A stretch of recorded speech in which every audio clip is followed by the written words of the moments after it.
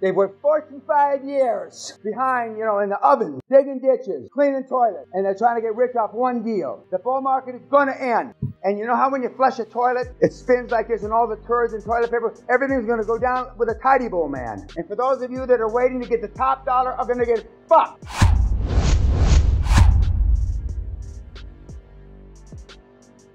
Trim expenses, accelerate revenues. The closer the compensation is to the actual act which justifies it, the higher the motivation, the greater the impact. You can puff up the hog, we know that. We know the clean house, literally, figuratively, tidy up your office and premises. Small images make big impact. When walking a buyer around, also tighten up, renew start contracts, renew suppliers, are they loyal?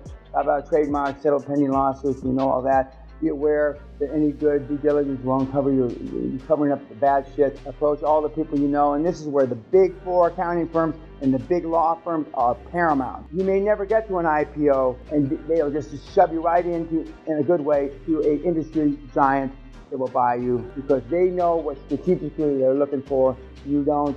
It's not in the trade journals. You may get 50 or 100% more than you thought you were going to get. And that's why paying that 30 to 50% more to the lawyers and accountants for all those years pays off with one deal. Instead of you cheating and trying to save money and pennies and buying whole half milk instead of whole milk. And I know you, I can tell. And remember, dirty motels, how do you keep track? Count the sheets. Okay. Next, go to your accountants and lawyers. I just said all that. We don't need that. Plan early. It takes about a year. It does. Sell your business. Take it public or franchise it. We didn't talk about franchising, but that's also a way to get out. What is your business worth? Okay, wrong answer, what the owner thinks he should get. Second wrong answer, the amount of money the owner thinks he needs to retire. This is what the people are going to be basing their sales price on, which is not any way evaluation. They've worked 45 years behind, in the ovens, digging ditches, cleaning toilets, and they're trying to get rich off one deal.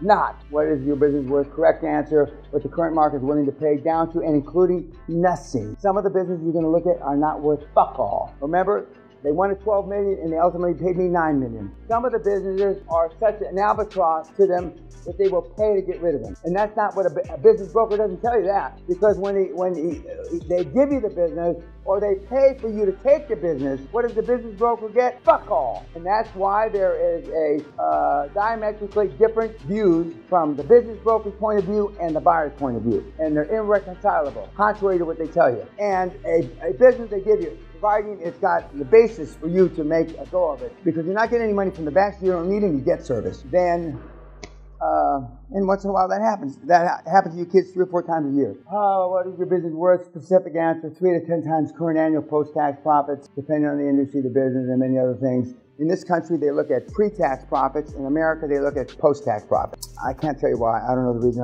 I stopped trying to figure that out 25 years ago. But we're not looking at either of those. We're looking at free cash flow, unencumbered cash flow. Remember, timing, you operate in a cyclical economy and market, just as global warming is cyclical. I'll just put my little punchline in there.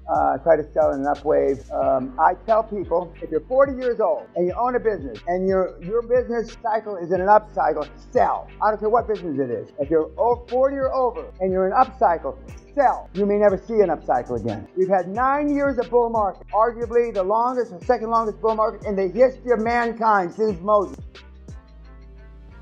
The bull market is going to end. And you know how when you flush a toilet, it spins like this and all the turds and toilet paper, everything's going to go down with a tidy bowl man. And for those of you that are waiting to get the top dollar are going to get fucked. And then the QLA guys are going to ride like the 5 horsemen of the apocalypse, cutting your fucking heads off, taking your businesses, taking your children, raping your wife, taking your money. Well, sellers and their representatives invariably present financial projections having more entertainment value than real value. Most of the spreadsheets business brokers give you are not worth the paper to wipe your fucking ass with. 7, start, buy a business, build, puff it up, sell the business, repeat the process, and you will make tens or even hundreds of millions. There is no other legal way which does not rely upon luck, even in Nigeria. Start up, cash out, repeat. Start up, cash out, repeat. For the young kids, you can do it 6 or 7 times. Everybody in this room can at least do it 3 or 4 times. Even in Mexico, Pedro. Well, it's a little harder in Mexico, but any serious buyer will undertake their own evaluation of their business. They will not believe your figures. Those are the 7 steps. Repeat the process. And as my 11-year-old daughter said, it is easy peasy. And right now, you have more ammo than, except for the kids that come here,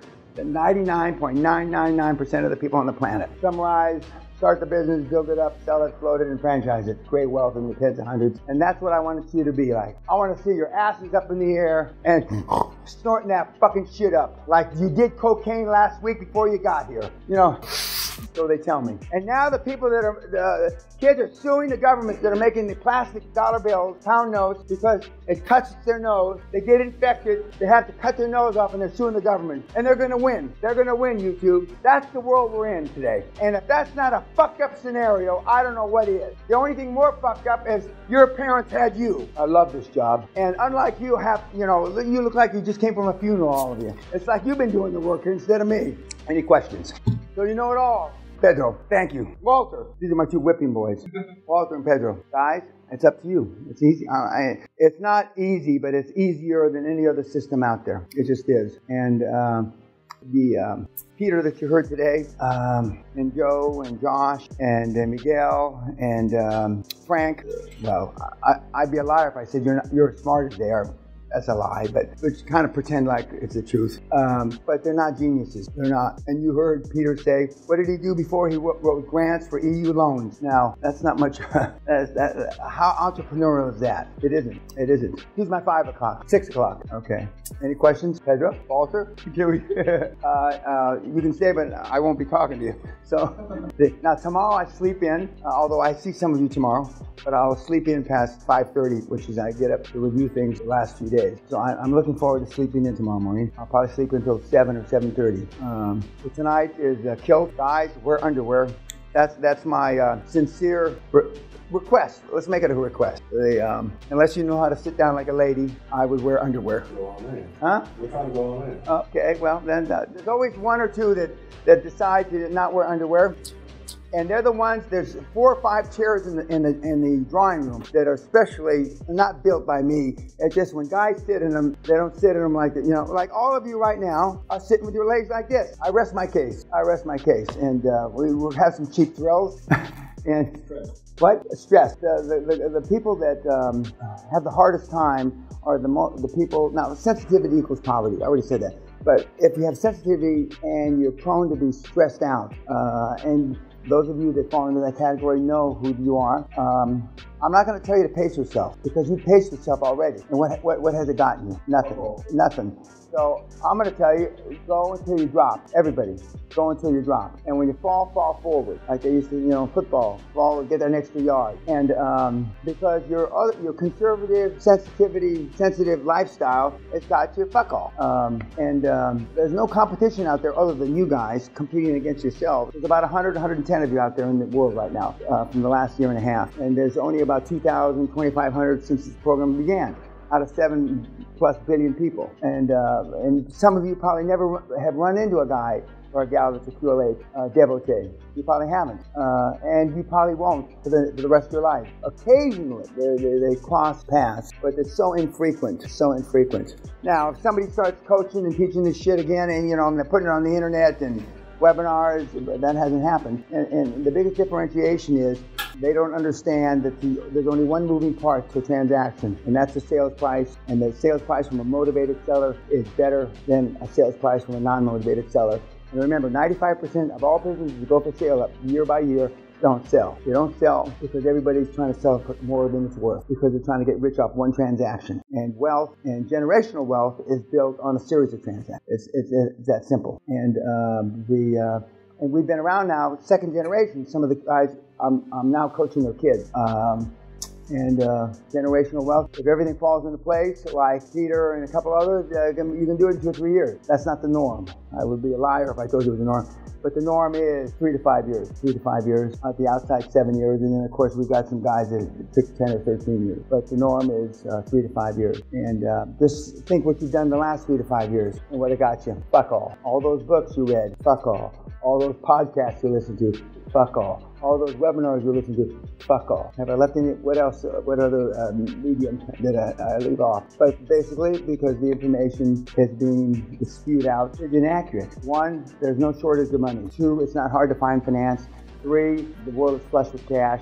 And 4, if the deal numbers work, anything is financeable. Anything. So most of the deals that the YouTube kids and you have looked at in the past aren't financeable because the numbers don't work. And I've been doing this almost 50 years and I've yet to find a box that couldn't fit in the goal.